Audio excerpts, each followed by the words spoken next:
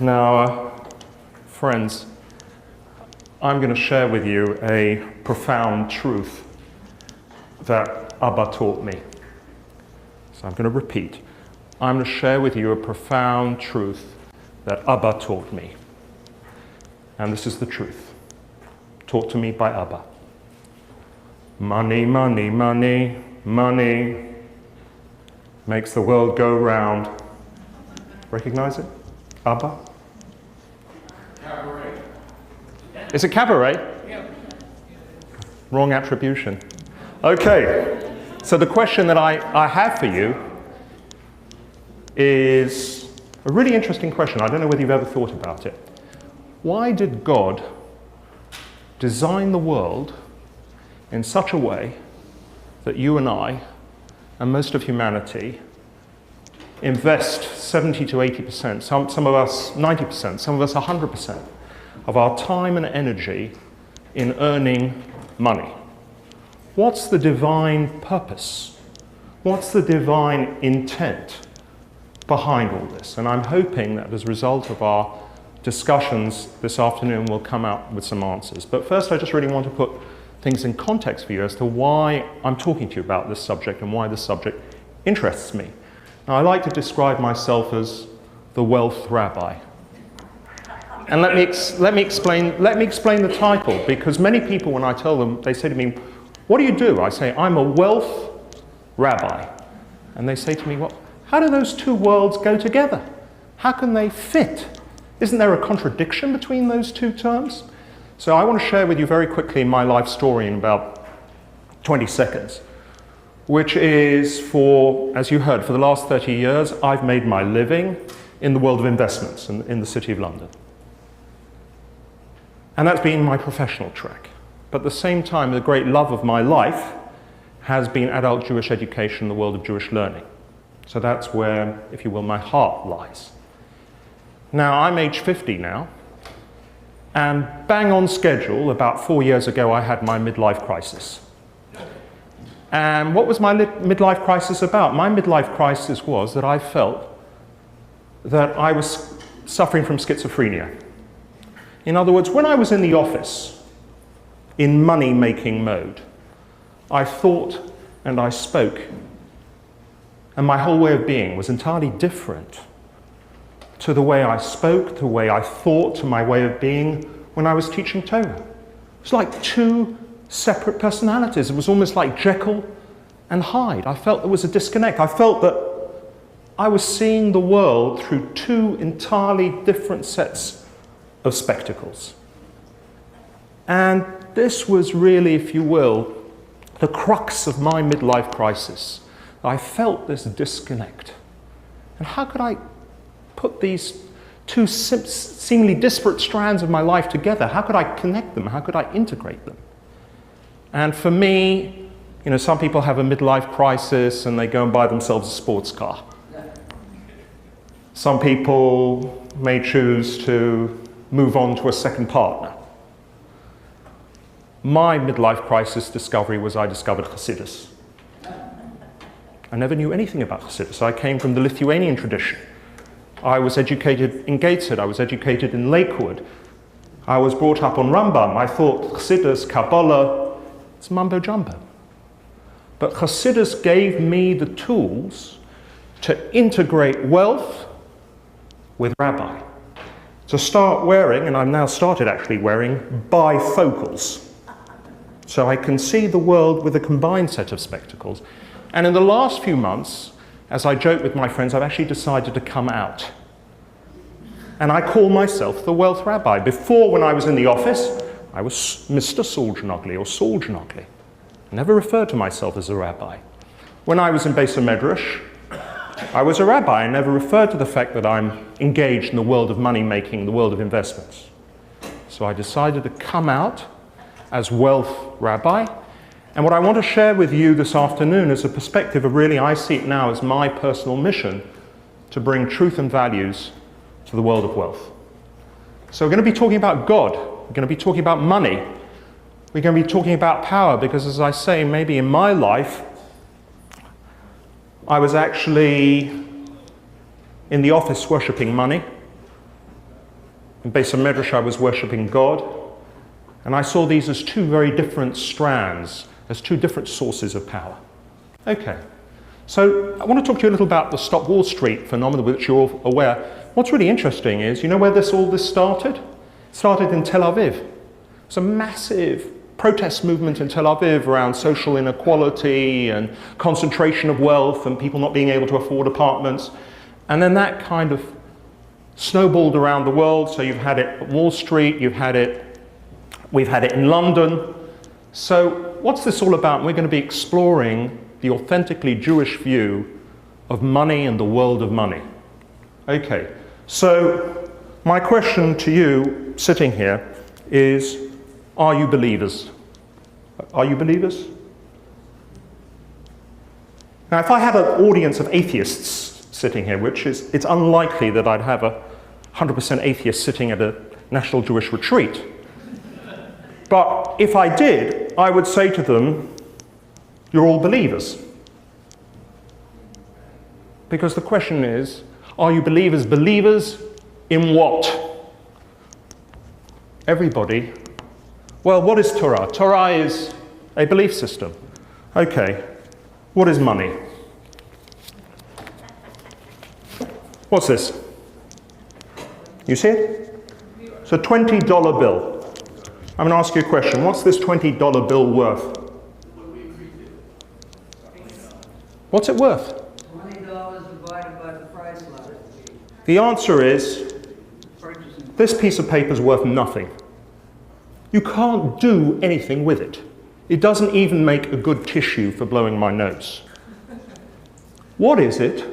It's a piece of paper, of useless paper, in which all of us decide to invest a belief that it carries a certain purchasing power.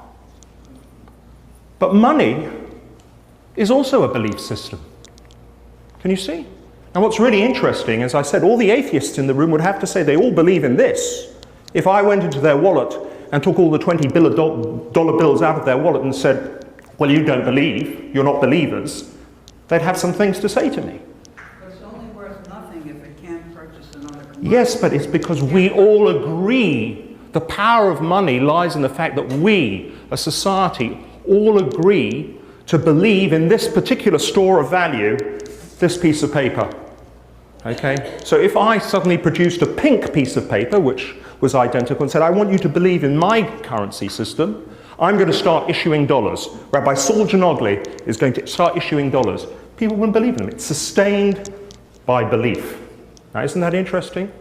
Now, what's even more interesting is we get into the world of credit, the world of finance. What's the origin, the etymology of the word credit? Well, it comes from the Latin credo, believe. Because if I lend you money, it's because I believe that you're capable of paying me back. The whole entire financial system is built on belief. There's got to be belief on the part of the lender to the borrower. Isn't that fascinating? Okay, now, I come from the financial world. Do we have any CPAs here? Anybody more involved in the world of finance? We would all agree it's all in the numbers. Everything is the numbers. The numbers do not lie. Now, what's fascinating is, in the world of Torah, we don't have separate numbers. The Aleph base is the numerical system. So as you can see here, Aleph is 1, base is 2, etc. So you can see, I want to share with you how the fact that it's all in the numbers is actually to be found in the Torah as well. And let me prove the point to you. Recognize the verse? In the beginning, God created the heaven and the earth. Do you recognize anything significant there? Bereshit bara Elokim et. First letter of the alphabet, last letter of the alphabet. Because God is using the letters as the numbers, because the letters are also numbers, which make up the physical world as we know it. The heavens and the earth. Okay, so it's all, the whole of creation, the very stuff of creation, it's in the numbers. Okay, Now, what I want to share with you here is, to me, something which is really important. Because when we're talking about creation, talking about anything which is engineered, anything for it to be sustainable, it has to have structural integrity. If you have a bicycle and one of the wheels of the bicycle, there's a spoke missing, that bike, eventually, you won't be able to use. So what I find really interesting is this idea, and what's the idea of integrity? The idea of integrity is the idea of consistency. What you Americans would call from A to Z, and we Brits would call from A to Z. The idea that there is a constancy running through the whole structure. The whole structure is consistent. Okay, now what's really interesting is, let's have a look at the Hebrew word for truth. Emet. Anybody notice something interesting in terms of first letter of the word? Aleph. Last letter? Tav. First letter of the alphabet? A through to Z. Aleph through to Tav. What's the mem doing in there? Mem is the middle of the Hebrew alphabet. So the idea is, what is MS? MS is where you've got the whole thing running through. There's an structural integrity which runs from beginning, middle to end. That's what MS is.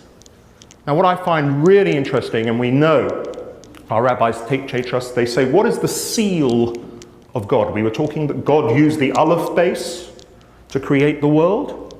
The seal of God is truth.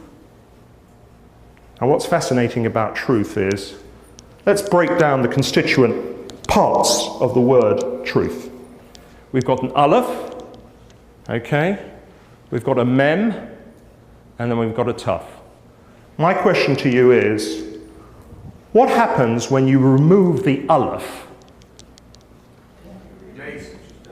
Okay?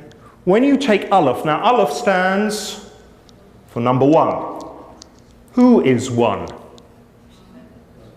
God is one. Okay?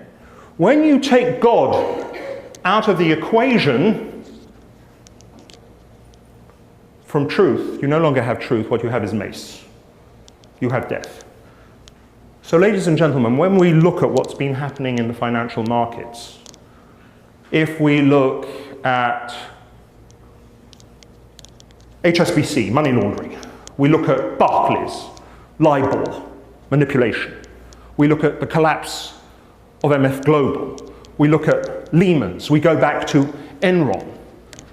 Where did things go wrong for these major corporations? Because they didn't cleave to the truth.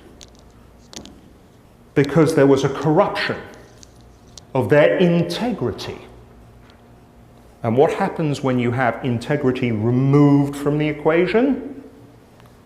You have death, you have collapse, you have bankruptcy, you have recession.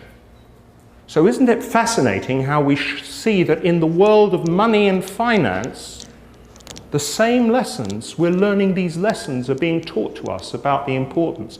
And my contention actually to you is that in the 21st century, when you have corporations which are led by people who don't really believe in God, and therefore we have to rely just on the regulator, well, we all know, for those who don't believe in God, there is an 11th commandment. What's the 11th commandment? Thou shalt not get caught. That's the 11th commandment.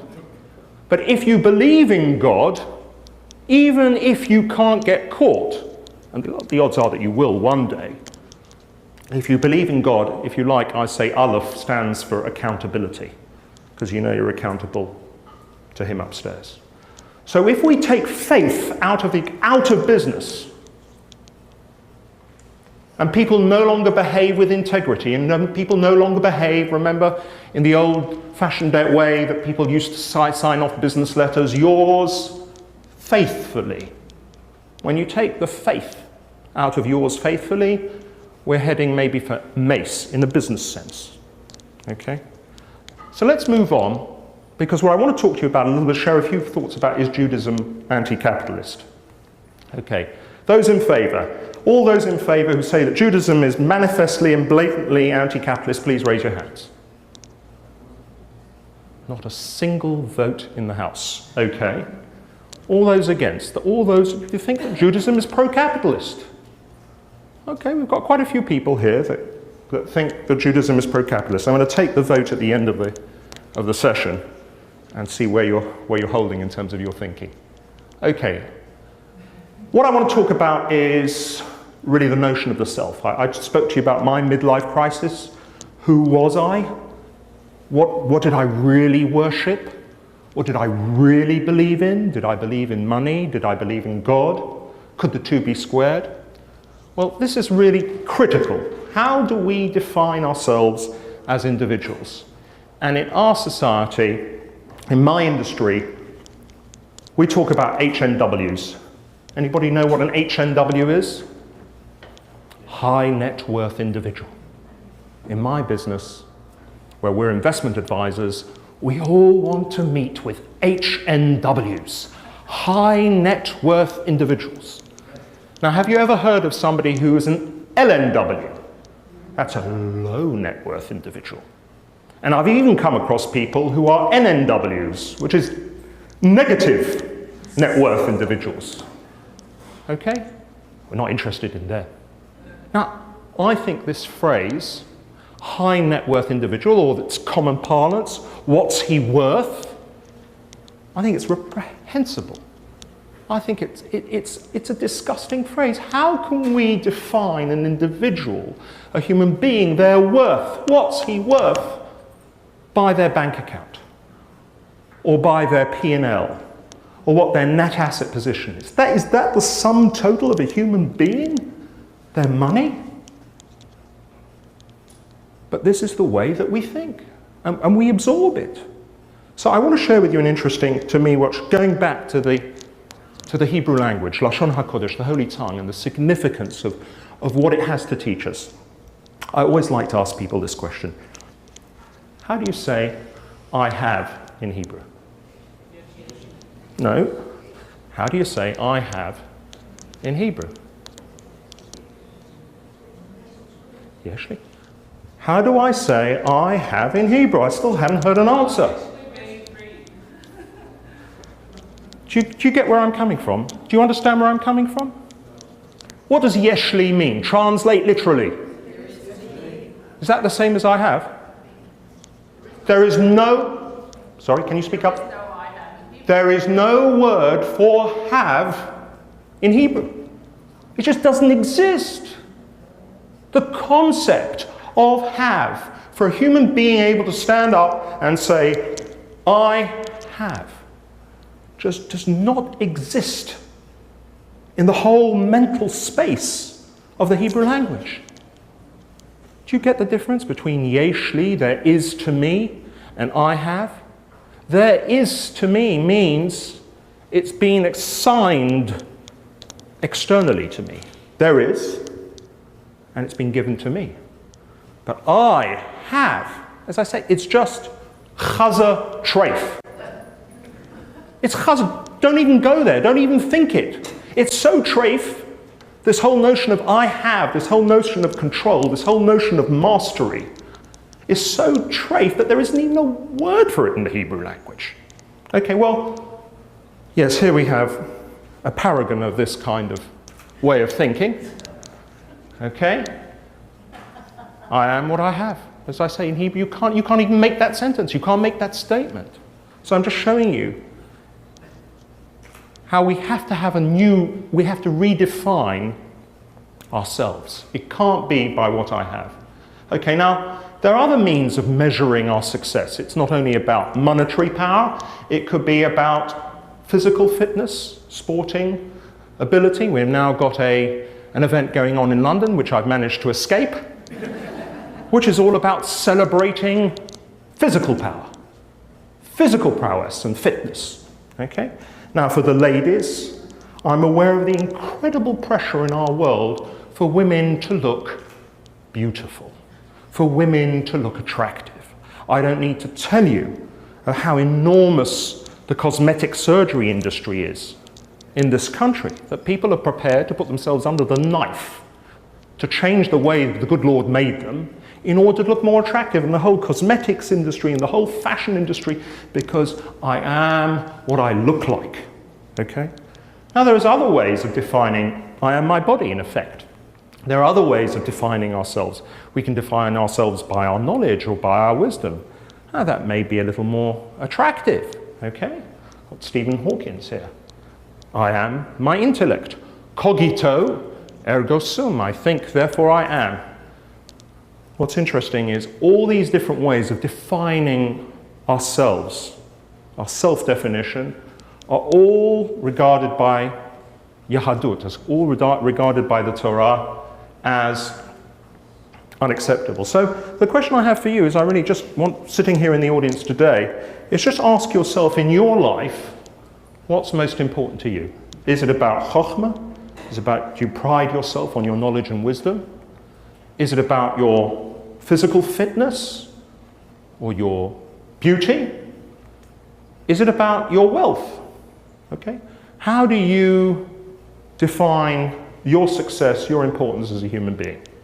Okay, now what's really interesting, and what do you think? Maybe none of the above. So the question is, if it's none of the above, how do we define ourselves? What's the benchmark, as we would say in my industry? Okay, what's the measuring stick? So I want to share with you God's perspective on this. It's about time to consult with him. What does he say? What's he into? Thus saith the Lord, let not the wise man glory in his wisdom, neither let the mighty man glory in his might. Let not the rich man glory in his riches. For God, none of these three benchmarks are really worth much at all. And there's the verse that's coming out of Yirmiyahu, out of Jeremiah. So if we know what God doesn't value, what does he value? Now the really surprising thing is, Chokhmah's not even on his list. Wisdom's not even on his list. So what's on God's list? Ki im bizoti talel mitalel haskel v'yadoa oti ki ani Hashem. But let him that glorieth glory in this, that he understandeth and knoweth me, that I am the Lord. But my question to you, I'm a practical guy. What does that mean to actually understand and know God? It's very, very ethereal, very kind of theoretical. Let's go further and finish the verse, because the verse gives us the answer. Oseh chesed mishpat u'tzedakah ba'aretz, ki be'ele chafatzti ne'um Hashem. Who exercise mercy, justice, and righteousness in the earth, for these are the things that I delight, saith the Lord. What God is really interested in is, if he's measuring, the measuring stick is mishpat, as justice, u'tzedakah, which we translate as charity, we'll talk more about that, on the earth, okay? How you show up on the earth. Not how you show up in synagogue or how you show up in Beis HaMedrash. It's how you show up in the office, on the trading floor, where you have the earthliness. That's where the rubber hits the road. By the way, what's interesting here is the verse says, Oseh chesed u'mishpat u'tzedakah ba'aretz, doing loving kindness as well, justice and tzedakah. Who's that? Who's doing that? Who does that in the verse? Who's it talking about? Is it talking about man, or is it talking about God? The commentators differ on this. Some commentators say it's referring to God, but other commentators say no, it's referring to the human being. That's what God wants to see in us in order to delight in us. Just an interesting side note. Okay, so we now have a new measuring stick for personal power and success, which was, I'm not defined by my knowledge base or my intellect. I'm not defined by my body. I'm not defined by my money. What was the words? Chesed, mishpat, u'tzedakah. And if we actually translate what is chesed, chesed is loving kindness, but it's really about giving. So I am not what I have. I am what I give. That's how we need to measure ourselves. Okay, so moving on swiftly. What I just want to share with you in this context of giving, and before most of you in the room said that Judaism is strongly pro-capitalist. Capitalism is founded on the idea of private property rights. Everybody agree? Now what's really interesting is, I'm a great believer in analysing the etymology of words. Anybody know what the etymology of the root of the word property is? It comes from the French, propre, which means the self. Now, how is that related to the notion of private property, the self and property? Well, what's interesting is John Locke, who was one of the great theorists, actually said, how can we have any claim to property, to private property? So his argument was, we own ourselves, that's the propre, I own myself. So if I own myself, then by extension I own the work of my hands, because my labour is an extension of myself. I own myself, so therefore I own outright the work of my hands. And that's where the whole notion of private property and private ownership comes from. It's fundamentally anchored in the notion of the self and the fact that we own ourselves. Would anybody disagree with the notion that we own ourselves? Does it make sense to you? Of course it makes sense. No? Who said no? We don't own ourselves. We're given through Hashem. We're given the life, the body. Okay. Now this has major practical implications. Because, for instance, let's talk about people who self-harm. Or if we want to take it even further, the notion of euthanasia. Somebody's critically ill, they've decided they don't have a quality of life. Now, if they own themselves, logically, they have the right to make the decision to say, I own myself, I wish to cease, I wish to surrender title to myself, I wish to exit this world. Or somebody wishes to self-harm, that's fine as well.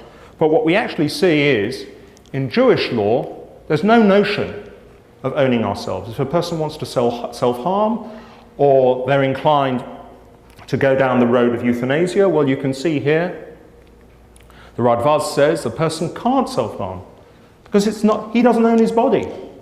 As the lady said, it's Hashem who owns his body. It's not yours to do with that as you wish. So what I find fascinating is if the whole notion of private property derives from the notion of self and the notion of self-ownership, but we see that this is an invalid notion in Jewish law and Jewish thought, that means we need to rethink the entire basis of capitalism from a Jewish perspective. Does it really follow that we are pro-private property? Maybe there's no notion of private property. Let's explore further. So I just wanted to share with you the Jewish view of ownership. The question I've got for you is, do we own our resources? Okay? Do I own that $20 bill that I showed you before? From a Jewish law perspective, legal perspective, do I own it? Yes, I do. So if somebody tries, as we would say in England, to nick it from me, they're a criminal. Okay, it's a criminal act in Jewish law to steal. Okay? But the interesting thing is, if we look in the Talmud and we look in Gemara Brachot, it talks about the idea of, can we benefit in this world? Are we allowed to actually benefit? If everything belongs to God, as the lady said before, so rightly, and we saw before that our bodies do not belong to us, everything is a gift from God. So the question I have for you is, how on earth are we allowed to trespass? In effect, when I go outside and I have a glass of water, I'm stealing from God, because that water does not belong to me. It belongs to God. How can I do this? The answer is a bracha. So here we have the classic sources that are actually saying that if a person doesn't make a bracha, that's what it says in the Talmud. If you don't make a bracha, it's an act of theft. So if you saw me, right, let's do it. Okay. If you saw me take a sip of this cup of water without a bracha, you could go out of the room and say, that's Saul Djanogly, he's a thief. And you'd be right. Now I'm a bit hoarse, so I'm going to make a bracha. Baruch atah Adonai Eloheinu melech haolam she'akol niyeh b'dvaro. No longer a thief, it's mine. Or should I say, better, it's a gift from God, which he's permitted me to benefit from. So the whole idea is, what's a brocha? A brocha is acknowledgement of the fact that it's all shehakol. What did I say just before? Shehakol niyeh b'dvaro. Everything was created by his word. Everything that I have is thanks to God. That's the notion of a brocha. You can go further and we can talk about gratitude therapy, but we haven't got time to talk about that. Okay. So it's the Jewish view of ownership, do we own our own money? So what I find fascinating is, let's just ask the question. I was talking about the $20 bill before. Now, what is clear is, as we said, in Jewish law, there is a notion of theft. There is a notion of somebody takes something that doesn't belong to them. If it belongs to me, it doesn't belong to you, you take it, you're not entitled to it unless I've given you permission. So what I'm interested in is, from a legal Jewish perspective, does it follow that everything I own, okay, let's say I make all the necessary brochas, but once I've done so, does it belong outright to me? Does it belong outright to me? I acquired it legally, in accordance with Jewish law. I've been an upstanding and honest citizen, scrupulously fair and honest in my business dealings. Is the money now kosher? Does it belong to me? What would you say? It does? It depends what you do. Conditional on what?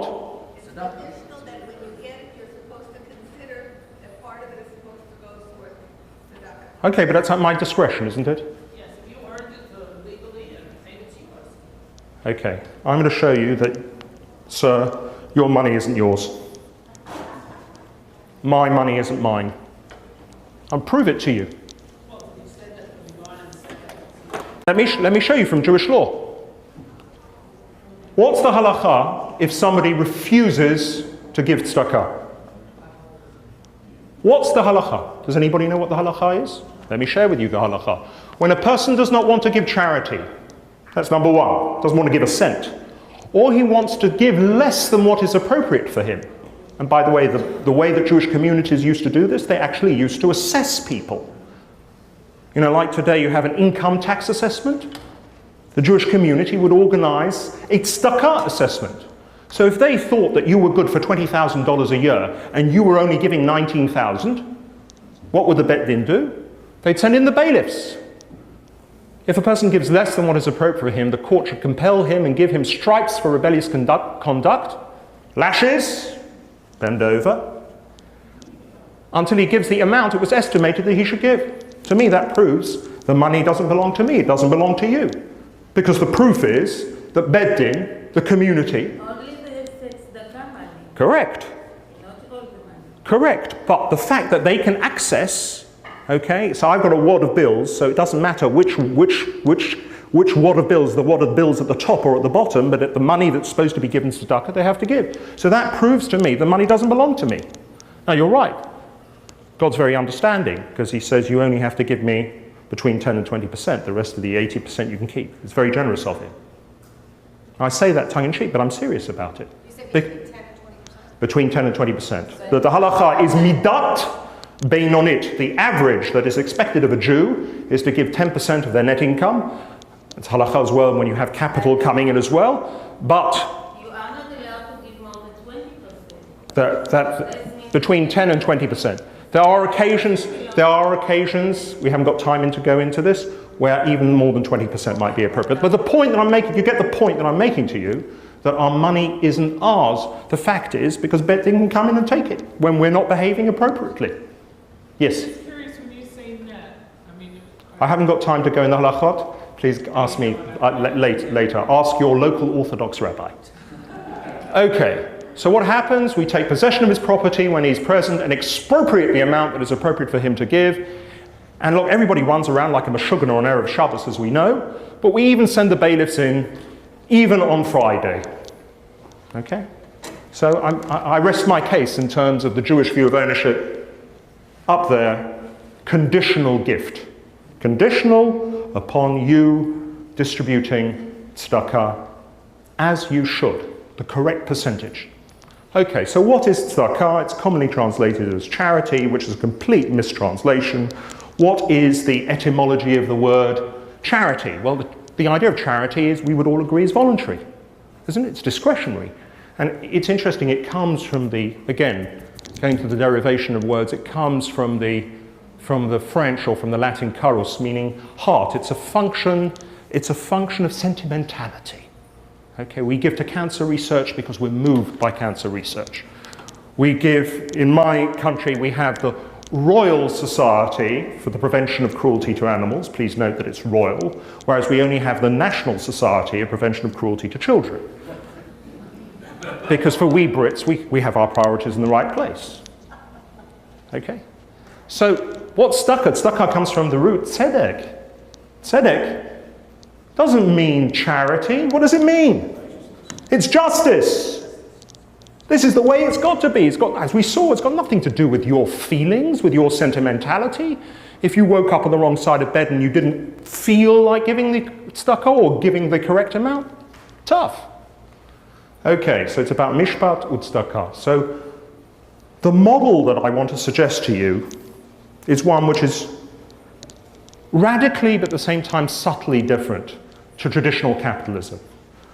Which is traditional capitalism, as we saw, is about property, it's about ownership, it's about the self, it's about I have. The notion that I want to share with you, the model that I want to share with you, is that the Jewish concept of money is, it's given to us and we are trustees. Where's the word trustee come from? Trust. Who's trusted us with the money? The Almighty. Okay. So Hashamayim Shamayim la Hashem, B'haaretz natan libnei Adam, the heavens are the heavens of the Lord, but the earth hath he given to the children of men, everything he's given to us. Okay? Natan. Very interesting word, Natan. Anybody notice something interesting about the word Natan?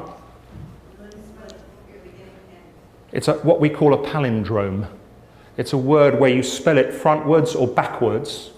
It spells the same word. It spells the same word. Says the Balaturim, the notion here is Natan, I give.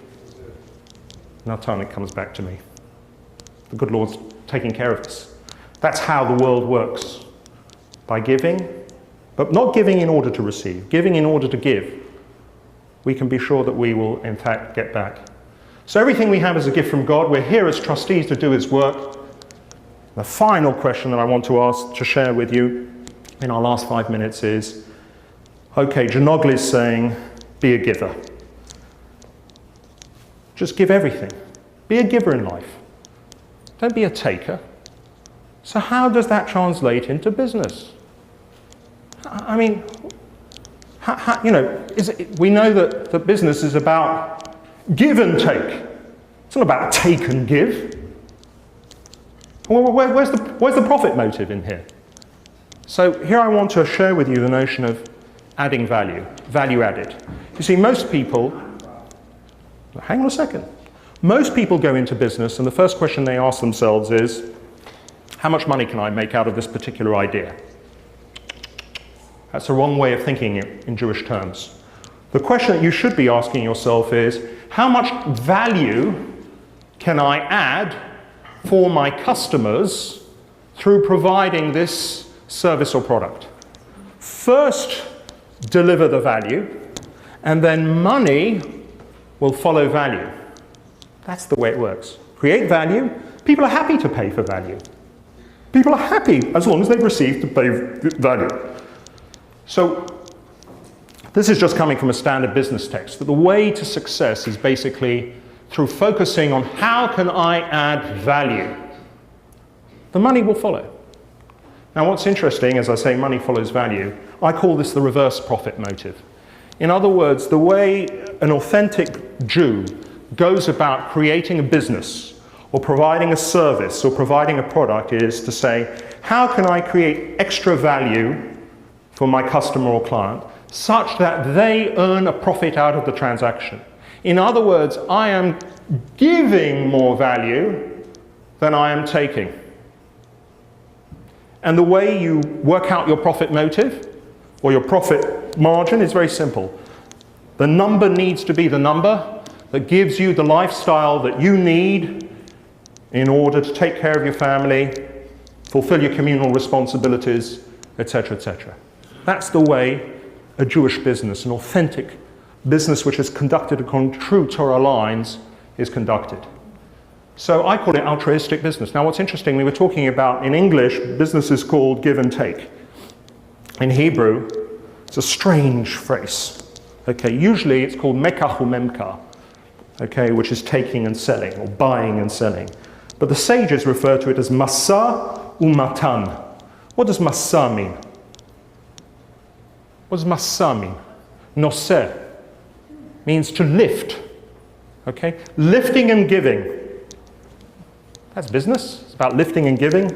So let me, in our closing moments, share with you a most beautiful Hasidic text from the Sefer Me'or Einayim, who was one of the students of the Maggid of Mezrich, contemporary of the Balatanya. He says, what's going on? Why is it called Masa, elevating? Because Shehu Magbiya HaNitzotz HaKadosh.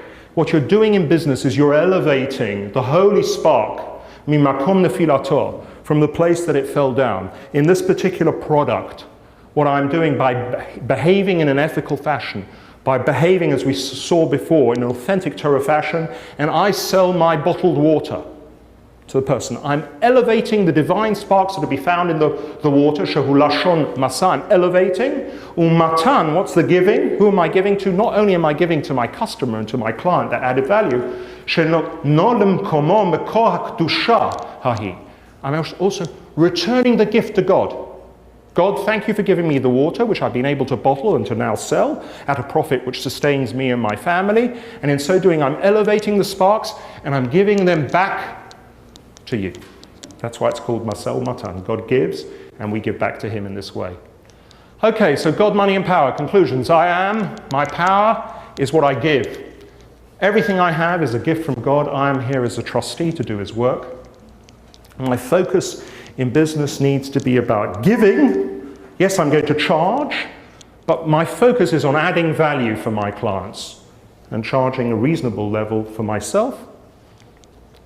And I want to finish up here with what to me is incredibly powerful.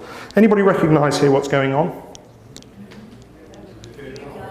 Okay, my question to you is, didn't the Lubavitcher Rebbe have better things to do with his time than to stand as a man in his 80s for 7-8 hours on the stretch, giving out dollars to people? Think about how many books he could have been writing, how many sforim, how many world leaders he could have been meeting with, how many people he could have been influencing. To me, anybody here go for dollars? Okay. Would you like to share with us what the experience was for you in 1 minute? It was an amazing experience because the rabbi is supposed to say what you want. And I said one thing, but I thought another. And I know the rabbi looked right in I felt he looked right into my soul. And what I was thinking came about, not what I said. Okay. And I still have the dollar. What was the context for that connection that you made with the Rebbe and the Rebbe made with you? Giving. What the Rebbe was modeling, most rabbis, by the way, believe in taking. What the Rebbe was modeling is, life is all about giving. It's all about, that's the way that you connect, truly connect with people. That's the way that you can really make a difference. That's what he was teaching us. That's why he invested all that time and energy. And that's the lesson that we need to take from him and the multiple other lessons. If we can take just that one lesson of dollars, wow, wouldn't we be powerful?